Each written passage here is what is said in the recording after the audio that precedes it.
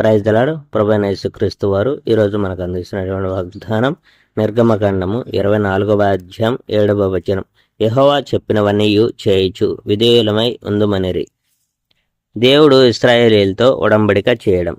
మోషేతో దేవుడు ఇలా చెప్పాడు, నీవు అహరోను, నాదాబు, అబీహు, ఇశ్రాయేలీయుల 70 మంది పెద్దలు పర్వతం మీదకు వచ్చి అంత దూరంలో నుంచే నన్ను ఆరాధించాలి. అప్పుడు మోషే తాను మాత్రం యెహోవాకు సమీపంగా రావాలి. మిగతా పురుషులు యెహోవాకు సమీపంగా రాకూడదు. మిగతా ప్రజలు పర్వతం మీదకి రాకూడదు.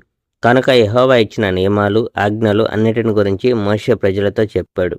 అప్పుడు ప్రజలంతా యెహోవా చెప్పిన ఆజ్ఞల అన్నిటికీ మేము విధేయులమవుతాము అని అన్నారు. కనుక యెహోవా ఆజ్ఞలు అన్నిటికీ మోషే రాశాడు.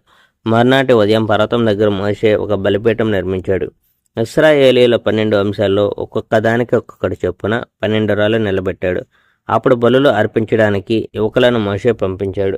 దహన బలులుగా, సమాధాన బలులుగా ఎడ్లను ఈ మనుషులు అర్పించారు. ఈ జంతువుల రక్తాన్ని మోషే భద్రం చేశాడు. రక్తంలో సగాన్ని పాత్రలో ఉంచాడు మోషే.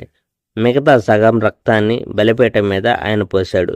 ప్రత్యేక ఉడంబడిక రాయబడ్డ పత్రాన్ని మోషే చదివాడు. ఆయన చదువుతోంది ప్రజలంతా వినగలిగేటట్టు మోషే ఆ ఉడంబడిక పత్రం చదివాడు. అప్పుడు ప్రజలు, యెహోవా మాకు ఇచ్చిన ఆజ్ఞలన్నీ మేము విన్నాము, వాటికి విధేయులం అయ్యేందుకు మేము ఒప్పుకుంటున్నాం అన్నారు. తరువాత బలి అర్పణ రక్తంతో నిండిన పాత్రలను మోషే పట్టుకున్నాడు. ఆ రక్తాన్ని ప్రజల మీద మోషే చిలకరించాడు. మీతో యెహోవా ఒక ప్రత్యేక ఉడంబడిక చేశాడు అని ఈ రక్తం సూచిస్తుంది.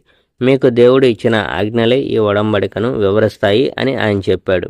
అప్పుడు మోషే, అహరోను, నాదాబు, అబీహు, ఇశ్రాయేలు పెద్దలు 70 మంది పర్వతం మీదకు వెళ్ళారు. పర్వతం మీద ఈ మనుషులు ఇశ్రాయేలీయుల దేవుని చూశారు.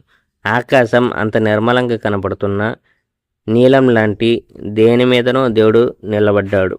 ఇశ్రాయేలు నాయకులంతా దేవుని చూశారు, కానీ దేవుడు వాళ్ళను నాశనం చేయలేదు. వాళ్ళంతా కలిసి తిని తాగారు. Praise the lord.